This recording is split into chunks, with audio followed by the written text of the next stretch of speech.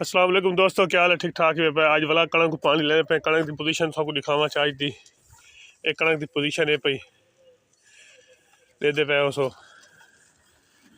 कणक को पानी लेने पे आखिरी खाद भी लेने पे माशाल्लाह देख गिन सो पीटर को गेड़ा लगता पे उस्ताद पीटर गेड़ा लाने लाया खड़ा है।